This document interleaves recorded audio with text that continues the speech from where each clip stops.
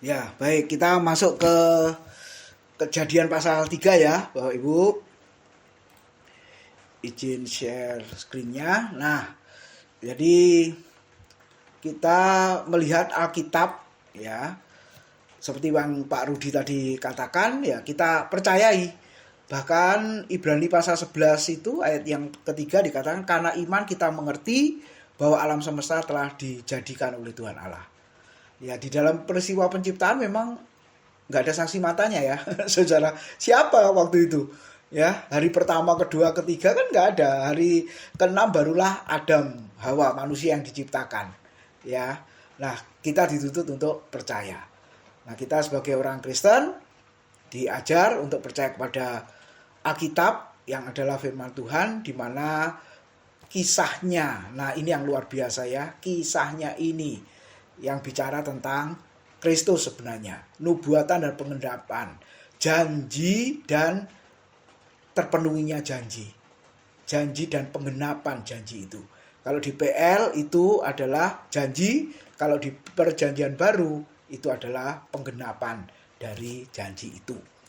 Oke, untuk mengingat kembali ya, ternyata PL itu isinya apa? Nah, memang banyak kisah, saudara ya, penciptaan, kejatuhan, ya kan, penebusan, saudara, kemudian tokoh-tokoh. Nah, jadi menarik sekali sebenarnya. Ya, kalau kita mengaku seneng tokoh komik apa, ya saudara ya, Koping Ho atau apa itu ya, wes macam-macam lah. Kita seneng begitulah. Harusnya Alkitab itu kita perlakukan lebih dari itu sebenarnya. Ya, karena ini kisah nyata, saudara. Fakta historis. Ya, coba apa yang dikatakan Tuhan Yesus sehubungan dengan PL. Lukas 24, 25 sampai 27, saya ulang lagi Bapak Ibu.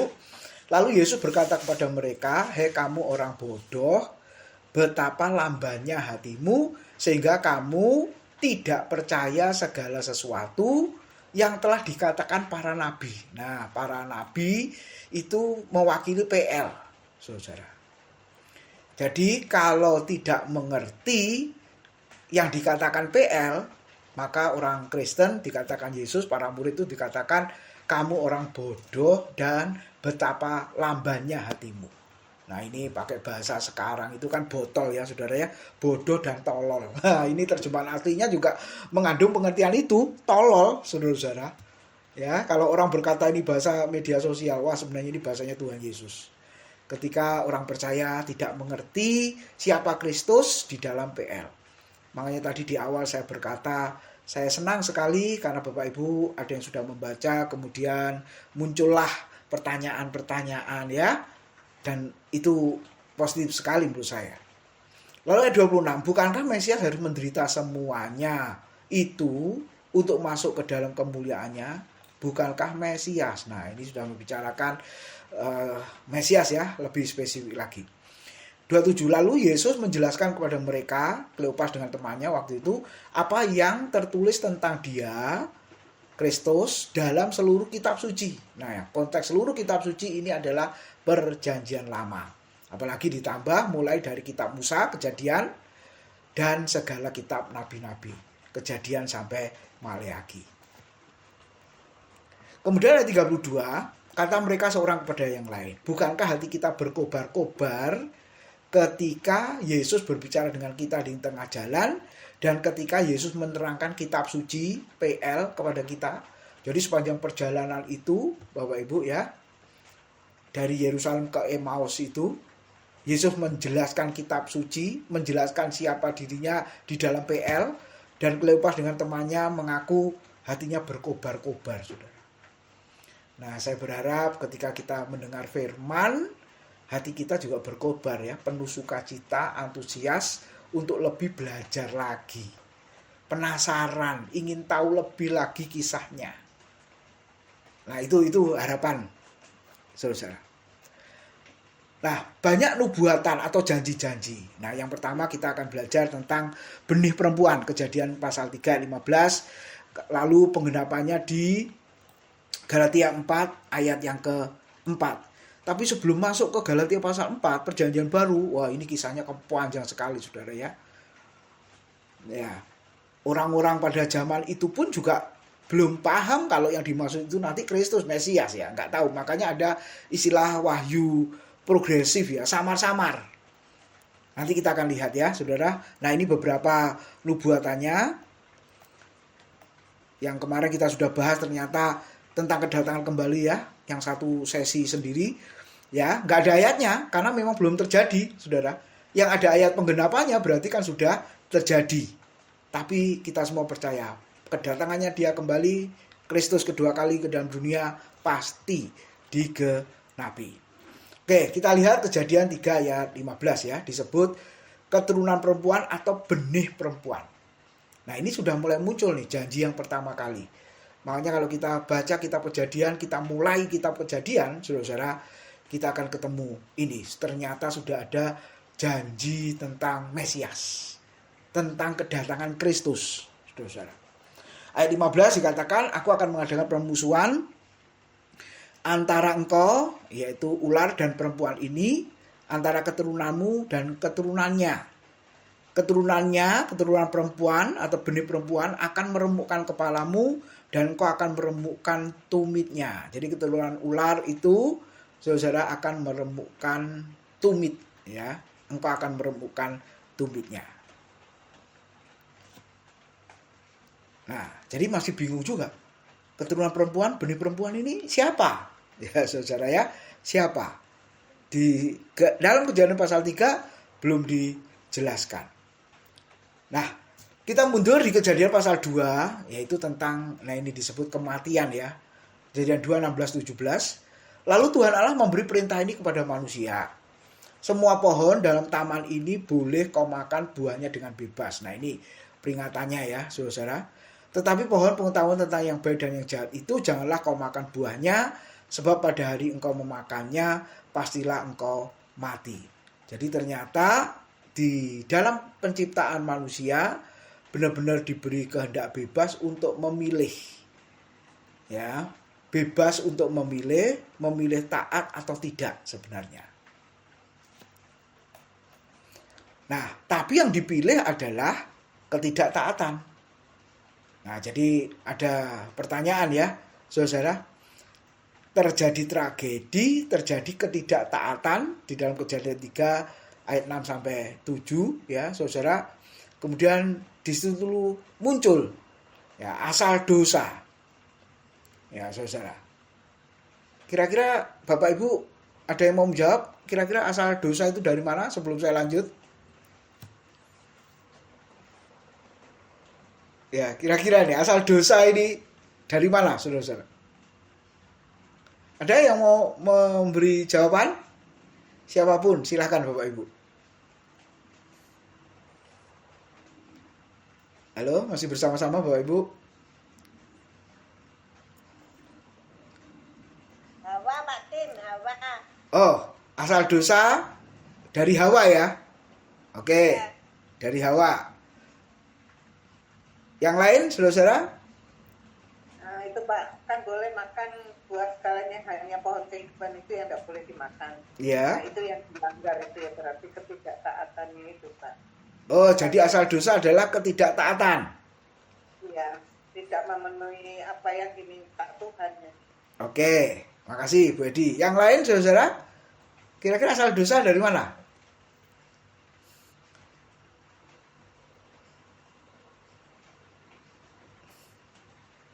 Bu Sanghin, Sarifah, Pak Rio, Bu Lora, asal dosa? Sama seperti Bu Edi, Pak. Oh, ketidaktaatan ya. Ketidaktaatan. Oke, ada lagi yang lain? Ya, kehendak iblis ini. Kehendak Kehendak ular. kehendak ular. Oh, jadi asal dosa berasal dari ular gitu ya? Ya, ular. Kalau nggak ada ular, belum tentu Adam dan Hawa berdosa. Oke, terima kasih Bapak Ibu. Ayo kita lihat ya, asal dosa itu ya ada yang mengatakan misteri. Nah, ini ada buku lama waktu saya kuliah S1 itu tahun 89 itu, judulnya Ikhtisar Dogmatika, penerbit BPK itu. yang nulis R. Sudarmo ya, sudah almarhum orangnya. Nah itu menulis satu bagian di bukunya itu, asal dosa itu suatu misteri katanya. Gitu ya. Jadi nggak ada yang tahu, tiba-tiba dosa itu ada, katanya begitu. Lalu yang kedua, nah ini yang ekstrim ini. Ada yang menjawab asal dosa, ya dari Allah, kan dia pencipta segala sesuatu. Namanya pencipta segala sesuatu, ya dia asal mulanya juga. Katanya gitu saudara ya. Nah ini yang ekstrim ya. Lalu yang ketiga, yang tadi Pak Rudi, Pak Rudi ya, dari ular atau iblis yang terus menggoda Hawa dan Adam. Nah, lalu yang keempat, ini yang belum jawab tadi ya. Ya, dari diri sendiri. Apa itu? Nah, nanti kita akan lihat, saudara. Jadi ada tragedi ya, ketidaktaatan yang dilakukan Adam dan Hawa sehingga mereka disebut berdosa. Oke, sekarang kita lihat ular. Kejadian pasal 3 ayat 1 ya. Bukan asalnya dari malaikat. Oh ya, Pak Sarip gimana? Malaikat yang memberontak itu. Malaikat yang memberontak. Malaikat yang memberontak. Ya, si iblis berarti ya, Pak ya? Ya. Ya, ular itu tadi berarti. Kalau di situ tidak disebutkan ular itu belakangnya iblis. Ya, betul ya. Di Kejadian pasal 3 Binatang memang yang paling pandai. ya, binatang yang paling cerdik, betul, saudara. Bukan ada iblis menjelma jadi ular. Oh, bukan. Ya, bukan. Ya. Betul, bukan iblis menjelma jadi ular atau iblis itu apa? Memakai sarana ular. Ada kan? Pakai medium gitu ya, saudara-saudara, supaya ular itu bisa Disebutkan, tidak ada itu. ya, nggak disebutkan. Nah, tapi di Wahyu pasal 12, nah itu jelas ya. Ayo sebelum lanjut kita buka dulu Wahyu pasal yang ke-12 ya, saudara. Ayat 7 sampai 9, ada yang sudah ketemu boleh dibaca. Wahyu 12 ayat 7 sampai 9. Nah, ini yang dikatakan Pak Sarip tadi itu. Sudah ketemu, silakan Bapak Ibu membacanya. Wahyu 12 ayat 7 sampai 9. Naga dikalahkan. Maka timbullah peperangan di sorga. Mikael dan malaikat-malaikatnya berperang melawan naga itu, dan naga itu dibantu oleh malaikat-malaikatnya. Tetapi mereka tidak dapat bertahan, mereka tidak mendapat tempat lagi di sorga. Dan naga besar itu, si ular tua yang disebut iblis atau Satan, yang menyesatkan seluruh dunia, dilemparkan ke bawah. Ia dilemparkan ke bumi bersama-sama dengan malaikat-malaikatnya. Ya, jadi kita lihat di situ ada 4 nama ya. Disebut nama naga besar, si ular tua. Nah, Wahyu menulis si ular tua karena pernah muncul di Kejadian pasal 3 itu. Kemudian disebut iblis atau Satan. Nah, asalnya di mana? Di surga. Nah, tidak dijelaskan kenapa kok sampai timbul peperangan di surga. Ya, Mikael dengan malaikatnya memerangi naga itu, melawan naga itu. Dan naga itu punya pengikut-pengikut juga, punya malaikat-malaikat. Ya, tidak disebutkan penyebabnya apa kok sampai diperangi. Nah, akhirnya penafsiran muncul ya. Mau menyamai Allah, mau menggulingkan pemerintahan Allah. Ya, saudara-saudara gitu ya. Sombong, ya macam-macam, banyak penafsiran-penafsiran yang begitu. Tapi yang jelas, sudah diperangi, kemudian dilemparkan ke bumi, dilemparkan ke dunia. Nah, itu muncul di Kejadian pasal 3, ada istilah, jadi ada di Taman Eden, jadi dilemparkan ke bumi itu ya di Taman Eden itu. Saudara, Adam dan Hawa ditempatkan di Taman Eden, kemudian si iblis atau ular atau Satan atau naga, nah di situ memang disebut apa? Ada pohon pengetahuan yang baik dan jahat. Nah, istilah jahat itu yang orang menyatakan, nah itulah yang disebut si iblis itu, si ular itu, saudara. Ya, oke, nanti kita diskusikan lebih jauh ya, saya lanjutkan dulu, saudara. Nah, kita lihat ya, ular itu dikatakan binatang yang paling cerdik ya, dari segala binatang di darat yang dijadikan oleh Tuhan Allah. Ular itu berkata kepada perempuan itu, tentulah Allah berfirman, semua pohon dalam taman ini jangan kamu makan buahnya, bukan? Nah, coba lihat saudara. Padahal Tuhan itu ya ngomongnya gimana? Kejadian 2 ayat 16. Lalu Tuhan Allah memberi perintah ini kepada manusia, semua pohon dalam taman ini boleh kau makan buahnya dengan bebas. Tuhan mengatakan boleh, lalu si ular mengatakan apa? Jangan. Nah ini ya, saudara, mirip ya, saudara. Semua pohon dalam taman ini jangan kamu makan buahnya, bukan? Loh, padahal Tuhan mengatakan semua pohon dalam taman ini boleh dimakan buahnya dengan bebas. Nah ini dibolak-balik ya saudara ya. Ini kalau tidak ngerti dengan baik, kejebak ini. Ya, salah satu kerjaannya si iblis, si jahat itu kan memang menggoda, menjebak ya, memutarbalikkan fakta, menyelewengkan ya, saudara-saudara, itu yang dilakukan. Nah, ini akhirnya kejadian 3 mencatat Hawa bingung ya, saudara-saudara ya. Bingung bener ini. Tuhan mengatakan boleh, kok si ular mengatakan jangan. Nah, ini Pak, asal dosa yang berasal dari diri sendiri itu. Ya, ketika ditunjukkan ya, saudara, maka Alkitab mengatakan apa? Nanti mulai dibaca ayat 4-5 itu ya, saudara. Coba saya baca ayat 4-5-nya supaya jelas ya. Kejadian pasal yang ke-3 ayat yang ke 4-5. Mulai yang ke-2 ya. Tadi sudah dikatakan semua pohon dalam taman ini jangan kamu makan buahnya, bukan? Nah, ular ngomong begitu. Lalu sahut perempuan itu kepada ular itu, ayat 2. Buah pohon-pohonan dalam taman ini boleh kami makan. Boleh kami makan. Tetapi tentang buah pohon yang ada di tengah-tengah taman, Allah berfirman, jangan kamu makan ataupun raba buah itu, nanti kamu mati. Tetapi ular itu berkata kepada perempuan itu, sekali-kali kamu tidak akan mati. Nah ini dustanya ya, bohongnya ya saudara-saudara. Tetapi Allah mengetahui bahwa pada waktu kamu makannya, matamu akan terbuka dan kamu akan menjadi seperti Allah, tahu tentang yang baik dan yang jahat. Nah ini, jadi dialognya, saudara, ular terus begitu. Lalu ayat 6, mulai tergoda ya saudara-saudara ya. Perempuan itu melihat bahwa buah pohon itu baik untuk dimakan dan sedap kelihatannya. Lagi pula pohon itu menarik hati karena memberi pengertian. Lalu ia mengambil dari buahnya dan dimakannya dan diberikannya juga kepada suaminya yang bersama-sama dengan dia, dan suaminya pun memakannya. Jadi jangan sampai kita berpikir Hawa ini sendirian, Bapak Ibu. Nah, sehingga kalau tidak membaca dengan teliti, aplikasinya apa? Suami-suami jangan tinggalkan istri sendirian ya, nanti bisa jatuh dalam dosa. Padahal suaminya itu ada bersama-sama. Lalu ayat 7, maka terbukalah mata mereka berdua dan mereka tahu bahwa mereka telanjang, lalu mereka menyemat daun pohon ara dan membuat cawat. Jadi asal dosa Hawa, coba saudara lihat dari apa? Melihat.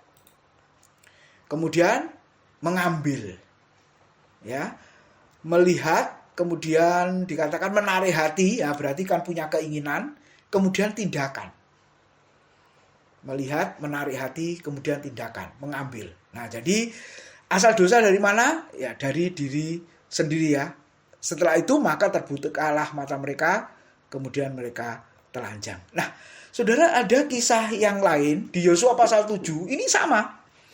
Ketika Akan yang berdosa itu, ketika ditanya oleh Yosua, apa yang kau lakukan anakku? Gitu ya. Kenapa waktu perang kok kalah? Ini ada sesuatu yang membuat kekalahan itu. Ternyata ada dosa yang disembunyikan. Ya, berkatalah Yosua kepada Akan. Yosua 7 nanti Bapak Ibu baca ayat 19-21. Anakku, hormatilah Tuhan Allah Israel dan mengakulah di hadapannya. Katakanlah kepadaku apa yang kau perbuat. Jangan sembunyikan kepadaku. Lalu Akan menjawab Yosua, katanya, benar, akulah yang berbuat dosa terhadap Tuhan Allah Israel, sebab beginilah perbuatanku. Bapak Ibu perhatikan, mirip dengan apa yang dilakukan Hawa.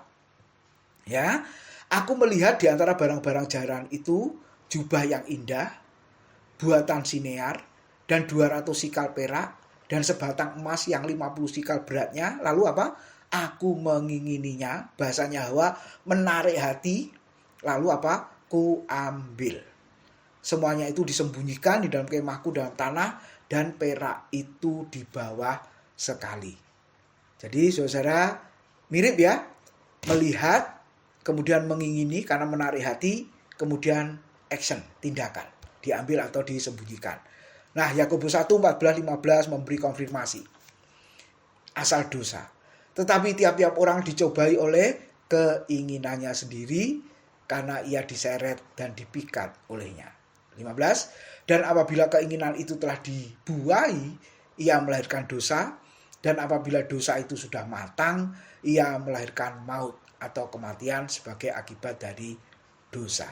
Jadi Bapak Ibu, asal dosa itu dari mana? Keinginan.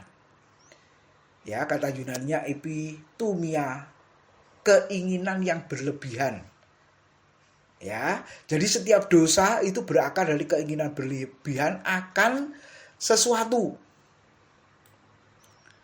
Jadi asal dosa itu adalah keinginan.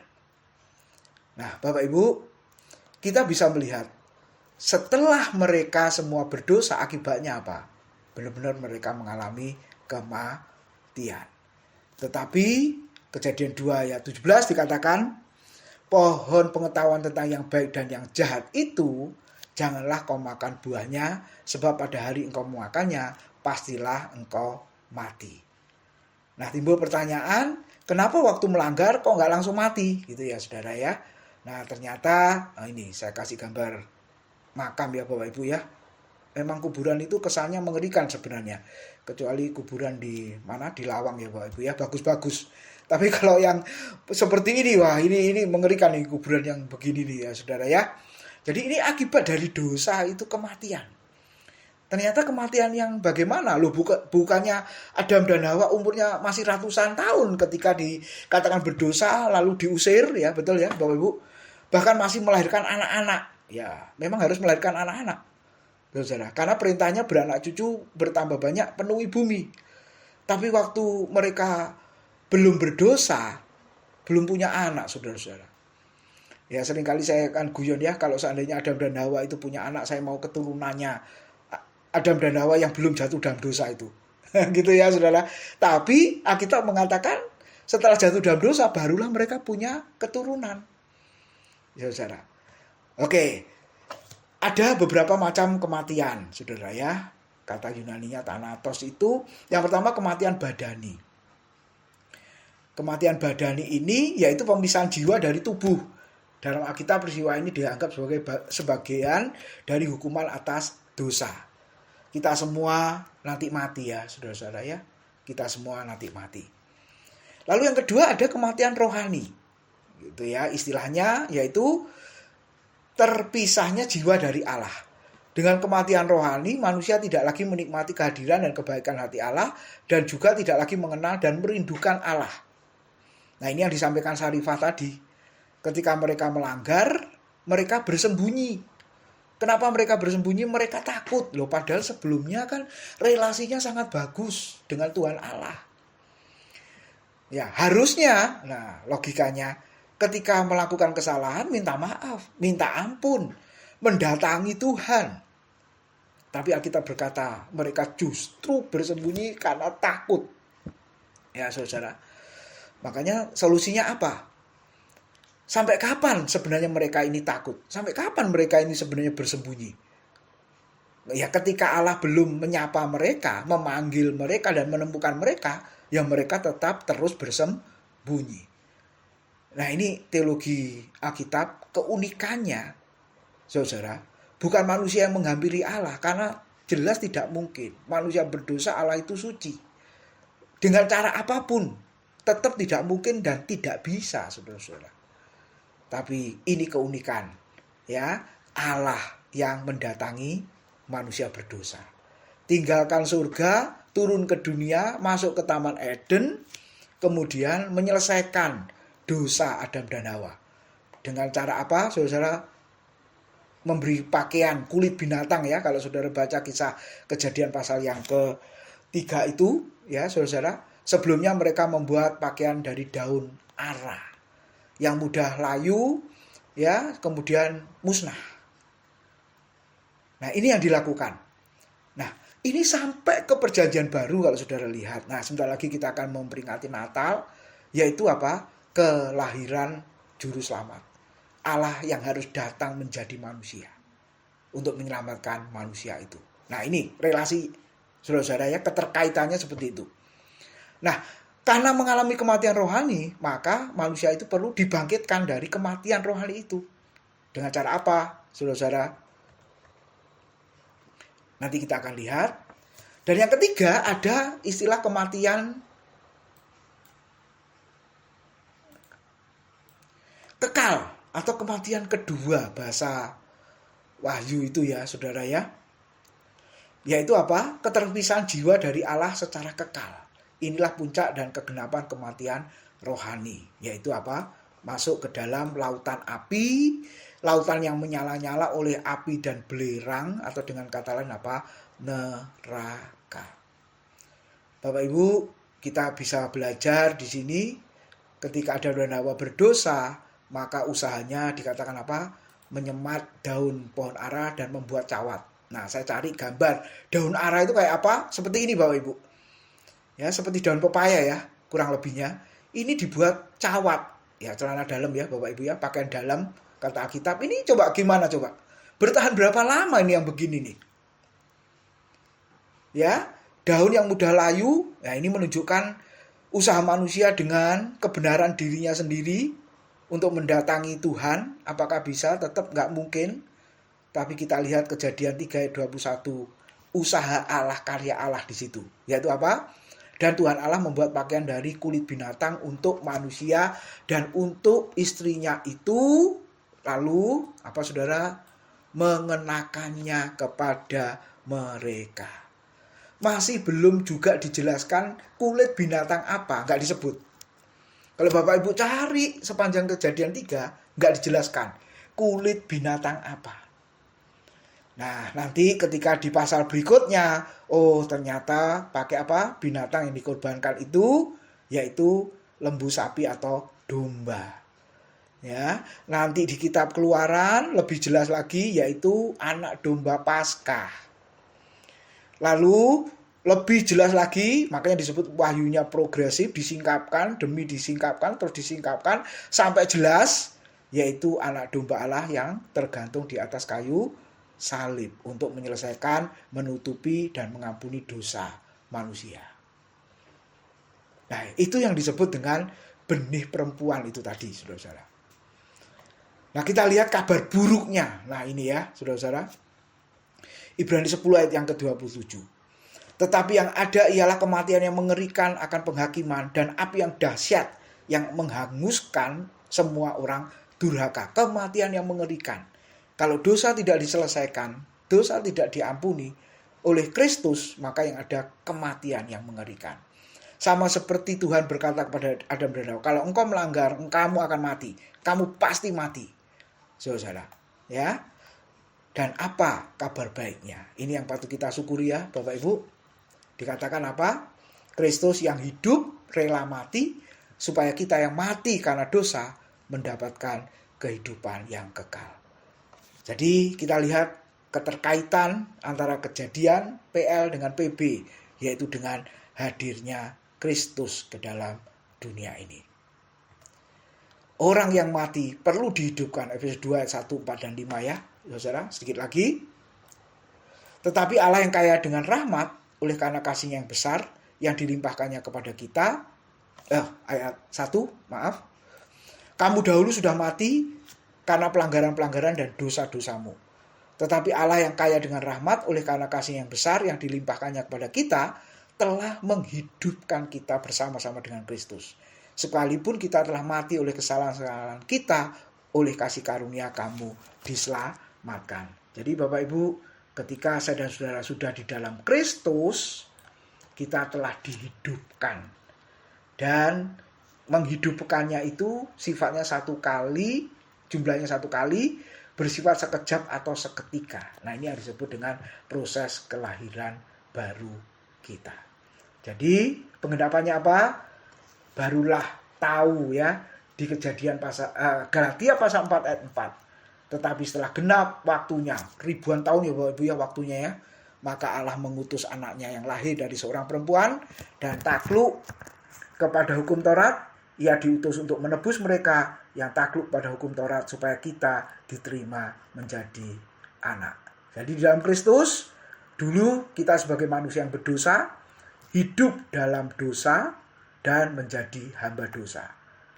Tetapi sekarang dikatakan, Kristus yang adalah anak rela menjadi hamba supaya kita sekarang diangkat menjadi anak-anaknya.